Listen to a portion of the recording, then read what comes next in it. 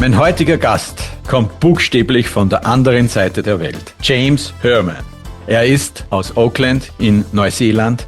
Er ist Markenstratege, Autor und einer der schärfsten Köpfe, wenn es um Markeneffektivität geht. Er hat einen Satz gesagt, der mich nicht mehr loslässt. If you market like a smaller brand, you will become a smaller brand. Warum das für KMUs genauso gilt als wir für die Weltmarke Nike, das hören wir jetzt. Let's jump inside, and this episode is in English. A very warm welcome to James Herman. Hello, James. Nice to meet you. Hello, Harald. It's very nice to meet you too. We are both at 6 a.m. at AM. You are at 6 p.m. You are from Auckland in New Zealand. You are from my side, I need to say, from the other side of the world. Yeah. I'm from the future, actually. There's the future. I'm 12 hours in the future. Okay, then I'm right when I say sometimes in Austria we are so far from the future. I hope my audience is now not so can excuse my stuff. Look, my English is not the perfect, but I think we will have quite fun here. I invited you because I listened one lecture of you, as you have been in Bucharest, and actually for me it was the whole things like the topic like brand marketing, and you said there a quite interesting sentence, and this sentence is, if you market like a smaller brand, you will become a smaller brand. What do you mean with this? Yeah. I mean, where that came from really was, my experience over the last 2 or 3 years talking to marketers, particularly in big organizations like big market leading brands, is that they become worried about the smaller brands that are entering their category and gaining a bit of share. And we live in a more competitive environment than ever, right? So it's never been easier to start a company and launch a new brand into a category. So we've got lots of new brands starting up. And because market share is a zero-sum game, right? If you come onto the market and even if you only sell 1 unit of your product, you still take a tiny bit of market share. And so when these small companies come along, and there's often lots of them, the big companies see, it's quite a bit of market share compared to what historically they used to see, right? Quite a bit of market share being taken by little, small startup kind of companies. And those small companies, the way that they go to market at the start is they use lots of digital marketing, lots of performance marketing, lots of influencer marketing, lots of, social stuff, lots of content marketing, all of that kind of stuff, as they should, because that's a good use of funds when you're a small company. You don't have the budgets to do big ad campaigns on television, all that kind of stuff. So you choose those media not because they're the most effective media, but because they're what you can afford. And then the big companies get nervous. They go, oh, look at this small company in my category. They're doing lots of digital and social and performance and influencer and stuff, and they seem to be growing faster than we're growing. And what happens is those companies think, maybe we should be marketing more like them. Maybe they've cracked the code of how you market now in this kind of new digital world. Maybe we ought to market more like them. And so they begin to change their marketing and spend a lot more on those activities that are a bit like their smaller competitors. And what I see time and time again is when that happens, those larger companies, they don't get better at marketing and grow faster. The exact opposite happens. They actually get worse and they slow or they decline. And for me, the best example was Nike. At the start of, this decade, they were taking a bunch of money out of, big media, out of brand communications, pouring it all into performance and influencer and social and direct to consumer and all of these tactics that small startups use. And what happened? they actually produced really good performance and influencer marketing. They did a great job of it, but the company went backwards, right? Their revenue went backwards, their profit went backwards, their enterprise value went backwards. The whole thing was a disaster. And it wasn't because they weren't doing good digital, good social, good performance, good influence marketing. It was because they were doing way too much of it. When you emulate the marketing approach of a tiny company, your results, unfortunately, will become also more like that tinier company. They'll become smaller. Because the things that work when you're a tiny company with 1% market share are really different to the things that work when you're a big company with 30, 40, 50, 60, whatever percent market share. The rules are really different. And when you're a big company, you can afford to use the big guns. You can afford to do the TV campaigns and the big brand stuff and the big ideas and all that kind of stuff, which is exactly what you ought to be doing as a big company. And when we emulate the marketing practices of these very small companies, we end up becoming more like them. We end up becoming smaller. And so what I said in Romania, which is the same as what I sort of say everywhere, is to large companies, don't fall into the trap of thinking that they're doing a better job of marketing than you're doing, or you should market more like them. No, they're marketing in the way that they can afford to market. It's actually not very good. It's not the most effective way to market. But when you don't have massive budgets, you market in that way because that's what you can afford to do. And if you do it really well, you do take a couple of percentage points of the market, right? You do take a couple of points of market share. You can performance market your way to 3% share in any category. It's getting past that and maintaining past that. That's a totally different game to getting to that small amount of share. So yeah, that's my warning to large companies. If you market like a smaller brand, you will become a smaller brand. It's a different type of selling actually, yeah. So that's if I'm a David or I'm a Goliath, yeah. But means that smaller companies, it also big media, but what you can do in a local way, yeah, is you can have billboards. If digital or analog, it doesn't matter. You also have bigger audience. You can advertise more emotional. And when I in the social contact, then I actually more in a sales modus, yeah. Mm.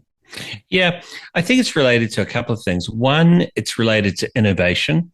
So what new small startup, companies are really good at doing, the whole job of a startup is to identify a problem that hasn't been solved yet and then solve that problem really, really well. Excuse me. And so what you have, if you come up with a product that solves a problem that no one else is solving, there is a bunch of what I call pre-existing demand out there in the market, right? So this is people who are waiting for that problem to be solved, and they'll gladly pay for you if you solve that problem, right? Because there's no other solution to that problem. So that's how most young companies, most startups start. They solve a new problem that hasn't been solved before. And what their first job is, what their first year, maybe 2 years is about, is capturing as much of that pre-existing demand as possible. Now, when you're a big company, your job actually is not as much to capture a bunch of new demand in the category, although it is, partially about that. It's actually to protect your base sales, right? So all companies have, if you're a large company, about 80 or 90% of your revenue coming in each month will be what's called base sales. So base sales are the sales that would happen without any marketing stimulus around them. So, if Coca-Cola took all of their branding, all of their marketing, all of their advertising away tomorrow, right, and didn't run anything, people would still go and buy a Coke, right? A bunch of people would, because that behavior is entrenched. They've got a high amount of base sales that wouldn't go anywhere if they stopped marketing. Those tiny companies, those startups, if they stop marketing, their sales would dry up almost immediately, right? But big companies have base sales to protect. If your base sales are flat or growing over time, and you also do a good job of bringing out new products and doing good performance marketing to bring in new customers and all that kind of stuff, then you're in a good position. If you're doing a great job of the short term and you're doing a great job of your performance and your promotion and your driving spikes in sales, but your base sales are actually going down over time, then pretty soon you're in trouble. And so what marketing does when you're a larger organization, actually most of what you spend is just maintaining those base sales, maintaining that base level of market share that you've got. And there's a small amount of marketing spend which is actually active in increasing above and beyond those base sales. But when we shift all of our marketing to be about driving those incremental growth, and we don't spend enough time actually nurturing and maintaining those base sales, we find that base sales decline over time. And when that happens, companies get into big trouble like Nike did. Actually, we have a bit situation in Austria. We have 4 big supermarkets. Let's discuss this example maybe in a short way. And 2 of them, they are normally not the discount, so the fully discount positioning. They are more like a normal supermarket. They are nice interior. Yes, so like this. There's everything, much more investment in these buildings, in the design of the shop, etc., etc. And for a couple of years, it started that they gave every 2 weeks, they sent like a postcard. There was 4 discount stickers there with 25%. And now they're always doing more and more and more, also on a digital way. Yeah. And this is actually an example for that they decrease their baseline, or not? Yeah. I mean, supermarkets are an interesting example because supermarkets have very, very high percentage of base sales because supermarkets are obviously mostly about real estate. Like you normally go to the supermarket that is closest to you, right? Like sometimes you might travel to another supermarket. If there's like a bulk discount, big box kind of supermarket that, you might go to do your big shop once a week or something like that. Some people do that. Most people just go to the supermarkets that's closest to them. So that level of base sales, really hard to change with marketing, right? That level of base sales is basically, it's a factor of how many houses are in the area and how many supermarkets are also close to those houses, right? So if your local supermarket changed their ad campaign and you didn't like it, you would not stop going to that supermarket. It wouldn't matter. If a supermarket 10 miles away did an amazing ad campaign, it would be very unlikely that you'd drive all the way to that supermarket just because of that, right? So supermarkets' base sales, very, very low effect of marketing on their base sales. But what supermarkets and all retailers have to do is manage margin and manage margin extraction, right? So you want to sell a lot and you want to get a little bit more margin as you go. And a little bit of margin in retail makes a really big difference to the bottom line. So if you can increase your prices on average 1%, right, and all of that drops to the bottom line, you might go from an overall 3% margin to an overall 4% margin, which is a 25% improvement in the profitability of your business.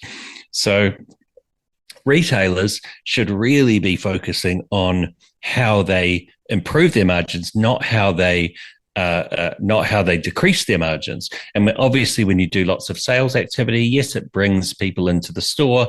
Usually, it brings people into the store and they buy something they would have bought anyway next week. They buy it at a discount this week, so you're just bringing sales forward. Or they might choose some extra items to go into their basket because they're cheap that week. But you don't really make much of an impact on the profitability of the company, right? So for all of the feet you might get through the door, you're not actually building the business in the right way. But we humans love volume and we don't really understand value. We love making more sales and we don't really have the same love of making a slightly bigger profit on each of those sales. We're wired to just love the fact that we can say, we got 10% more people through the door in the supermarket. That sounds great. We don't think, well, actually, our profitability went down by 10% that week. We just tend to think of the absolute numbers of how many people we got through the door. So we're a bit dumb like that. Almost every brief to an advertising agency in the world is, I want to increase sales volume by 10%. There's virtually no briefs anywhere in history that say, help us increase our price by 10%. Right? Help us increase our value by 10%. It's really, really uncommon. And that's because we've got this bias toward volume sales. We're a bit dumb when it comes to that. And we ought to kind of think harder about what really is driving business value. Interesting. About creativity, I want to talk with you. Like you said, we have these two types of commercials, what we can do. Yes, we have on the one side, we have sales commercial. On the other side, we have brand commercials. Yeah. And the brand commercials, let us a bit dive into your brain. How do you see all this stuff? Yeah. What you should do for branding, what you should do for sales. Yeah. So to talk about that, I mean, let's go back to my sort of, main thesis, which is around the two types of demand in every market. So in any market, and you would have seen from the Romania talk, like I do this thing at the start of my talk often, where I say to the audience, put up your hand if you're in the process of buying a new mobile phone, or you think you will buy a new mobile phone in the next couple of weeks. And maybe one or two hands go up. And then I say, okay, put up your hand if you think you'll buy a new mobile phone sometime in the next 2 years. And almost everyone's hand goes up. And I do that to sort of show the reality that in any market, you've got two types of demand. You've got what I call current demand, which is the people that are currently in the market and ready to buy. That's that small group of hands that went up first. And you've got what I call future demand, which is all of those people that aren't ready to buy like right now, but they're definitely going to come into the category at some point in future and make a purchase. Now, we've got two jobs as marketers. One is to convert the current demand in the market. So if there's 10,000 people shopping our category today, we want to get as many of them as possible to choose us rather than one of our competitors. So that's one half of marketing. It's really important. The other half of marketing is talking to that big group who aren't in the market just yet, but will come into it later, and kind of warming them up, biasing them towards us, getting them to, when they do come into the market, feel more familiar with our brand and feel more kind of emotionally warm towards our brand, like us a bit more, right? And so one of those things is basically performance marketing. How do we convert the current demand? How do we put the right offer in front of someone that makes them choose us instead of one of our competitors when they're in market?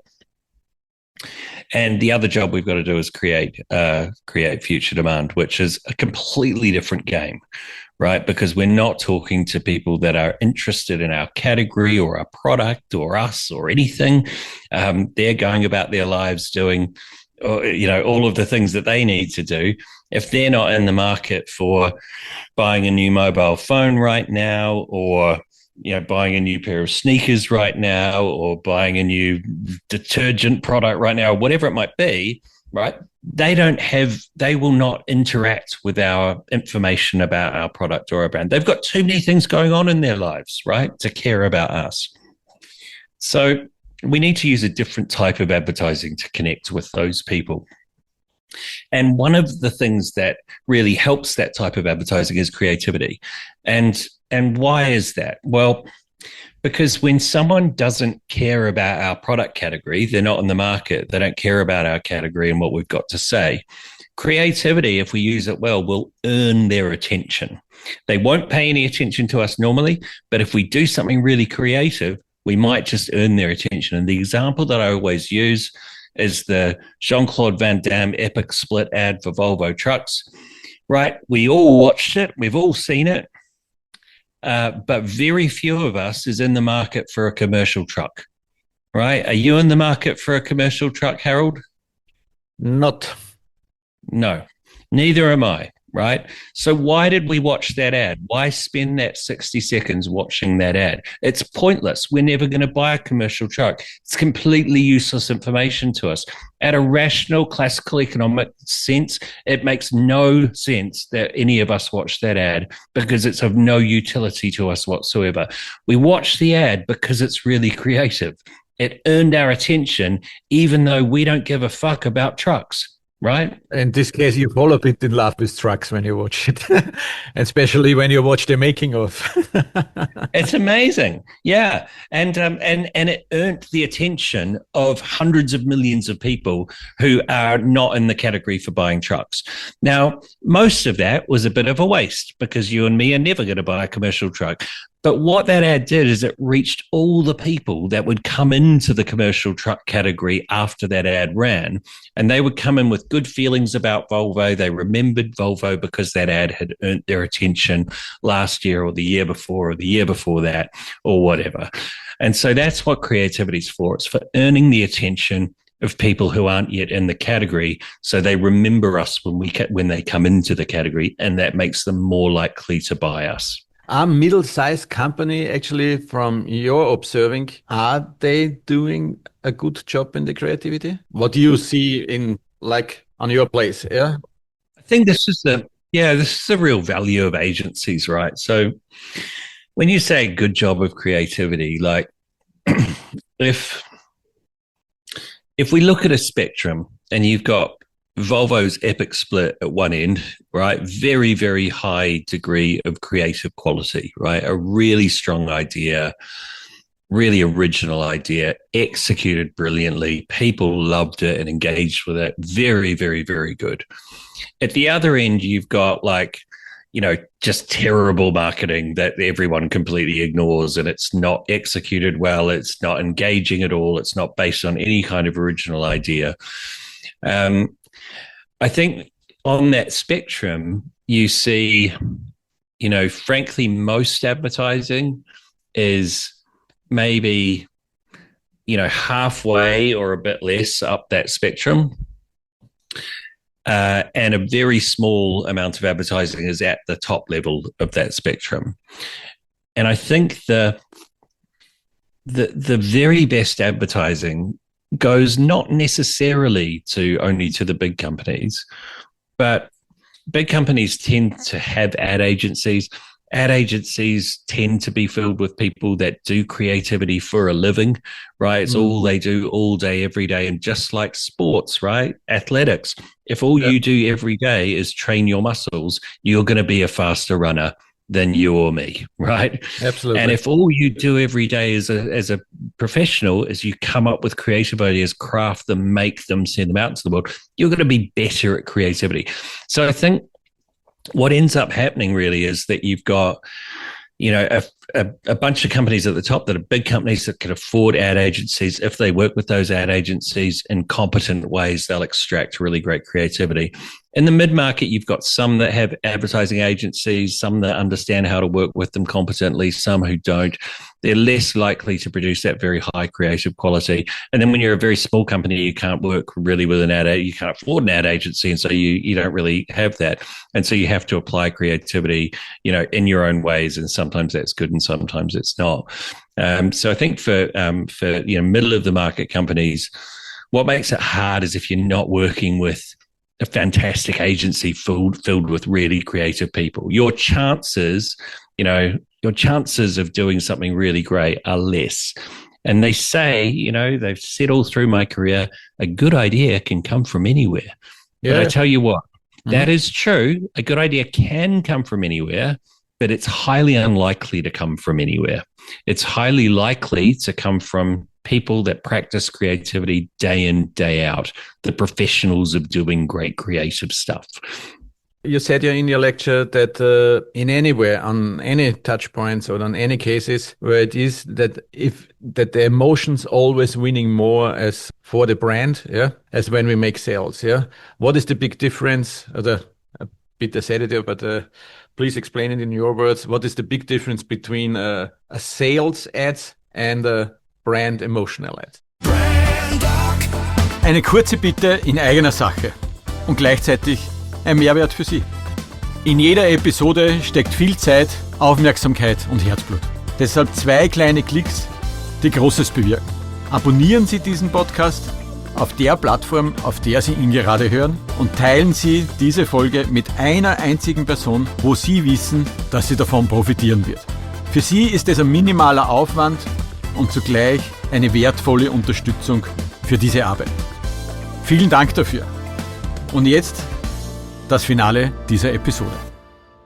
You said in your lecture that in anywhere, on any touch points or on any cases where it is that the emotions always winning more as for the brand, yeah, as when we make sales, yeah. What is the big difference? A bit sedative, but please explain it in your words. What is the big difference between a sales ads and a brand emotional ads? Yeah, I mean, what we know from all the effectiveness research is that ads that are more rational and more informational, ads that are intended to communicate information at or to an audience, are actually better at driving short-term kind of immediate sales. And that's because if we go back to current and future demand, if you're in the market and you're ready to buy something from that category, you're actually pretty interested in information about those products. You'll seek it out. You're wanting to make the right decision. You're wanting information that's relevant to you, so you seek it out. And so kind of pretty functional informational advertising actually works really well for people that are already in the market and looking to buy something from it. But it doesn't work at all for people who are out of the market because it's not relevant to them. So they just filter it out. And it also doesn't work very well because let's say we're someone who's going to come into the category in 6 months' time. If you give me a piece of information right now, I'm highly likely to have forgotten it in 6 months' time. If you make me feel a certain way right now, I'm highly likely to remember the way you made me feel in 6 months' time. The human brain remembers feelings for far longer than it remembers facts. We store facts and feelings in different parts of our brain. The place where we store facts has a very quick decay rate. So those memories decay very quickly and we forget them. The place where we store feelings in our brain has a very slow decay rate. And so we tend to remember feelings for a lot longer. So that's why advertising that's emotional works really well when we're talking to those people who are going to come into the category at some point in future, because we give them feelings that they remember when they come into the category and they associate with us. But for the people that are already in the category and they're just wanting to make the right decision, factual information, that's fine. Now, that's not to say we can't be creative with our performance marketing or our short-term promotions. Of course we can. And that might give them an extra boost and make them even better. So great. It's not that we can't be creative with that side of things. It's also that it doesn't mean we can't be at all informational with our brand advertising, our longer term advertising. If you look at the Epic Split thing, that was a specific feature about the Volvo truck and their dynamic steering. And so they were communicating a fact about the product, but they were doing it in a really emotional way. And the difference between rational and emotional is rational ads are communicating to you. Emotional ads are more focused on eliciting an emotional response from you. So emotional ads kind of elicit an emotional response. They make you feel something or many things. In the case of Volvo's Epic Split, you feel fear for Jean-Claude Van Damme. You feel like this kind of welling up of emotion with the Enya soundtrack. You feel a smile, a laugh, because it's so ridiculous. Jean-Claude Van Damme doing the split between two trucks. You feel all sorts of things. So yes, it delivers a message. It just does that in a way that makes you feel things. And so that's the difference. It's not that we can't say anything with an emotional ad. Of course we should say things, just say them in a way that generates an emotional response. And it's not that we can't be creative with our short-term performance marketing. We can be. It's just that those, when we think about those two different customers at two different stages of their buying cycle, they need different things, and we need to cater to those needs with the advertising that we're putting in front of them. Yeah, that reminds me in front of Christmas. In November and December was a lot of billboard, not digital, usual billboards Mm. from Amazon, there was only two words. And the two German words was Überraschung gelungen. That means surprise worked. No? As like just this, and with this Amazon package there. No? It is Hmm. like so like did the surprise work is actually like a customer entry point Mm. campaign, what you mostly call. No picture, not at all, so just I think it was orange or something, yeah, and the Amazon logo, then one drawn parcel and Überraschung gelungen. Surprise worked, yeah. But it's actually Yeah. what they are doing, yeah. And you had Mm. also interesting figures also to in your lectures about Amazon and the big tech companies. Give us this on to the end. Yeah, Amazon's a really interesting example because back in the late '90s, Jeff Bezos was, he said something that sounded really profound at the time. He said, "Advertising is the price companies pay for having unremarkable products," and he was one of a cohort of early stage internet entrepreneurs who built products that grew really quickly without any, much if any marketing or advertising, and certainly not the sort of like big brand advertising that lots of all the other big companies did at the time. So Jeff felt like if you just create a really really good product, it'll sell itself, and advertising was something you needed. If you're a big dumb company making a really average product, advertising is what you needed to kind of kind of just convince people to use your really average product. And and then if you fast forward to 2020, this decade, 23, 24, 25, Jeff Bezos has spent more money on advertising than any other person on earth ever. So Amazon consistently spends over 20 billion US dollars on advertising each year. That's more than any other company has ever spent on advertising in a single year. So that's really interesting to me. He went from someone who was like, I don't need advertising, I'm building a remarkable product, to someone who's the biggest advertiser in the world. Now, what he realized along that journey is actually when you're a tiny, tiny little company and you make a really extraordinary, useful new product like he made and like Zuckerberg made with Facebook and like, Sergey Brin and Larry Page made with Google and lots of other examples. When you make a really, really useful product that's way better than what came before it, and by the way, is free to use, often those products will spread, right? They'll spread without advertising, and good on them. They created something really good.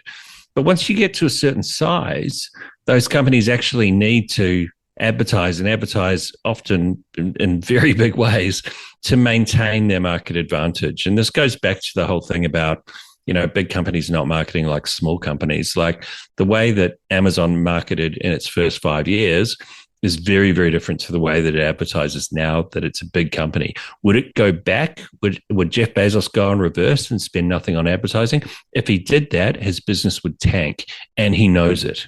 And so again, don't be suckered in to marketing like Jeff Bezos marketed in 2001. Like if you're a big company, market like he markets now. Like spend a hell of a lot of money on marketing and advertising. So what is when, let's say, a company has 200,000 of media budget in a year? It's small, yes, but how should they spend in a way like between performance and branding? Yeah. So if you're a normal company and you've got a relatively small budget like that, and when I say normal company, you're not like a highly innovative tech startup that's created some incredible new thing.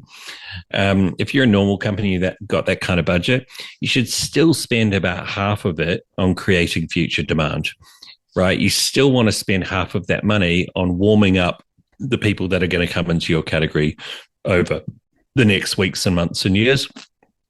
And you want to spend the other half on, getting as many sales as you can in the moment. And all of the data proves this. It's now been proven, I don't know how many different ways, 6 or 7, that It doesn't matter what the company is. It doesn't matter where they are. It doesn't matter what time period it is, before the internet, after the internet. It doesn't matter. The companies that spend roughly half and half on brand and performance, or creating future demand and converting current demand, those are the companies that see the highest overall marketing ROI within a year.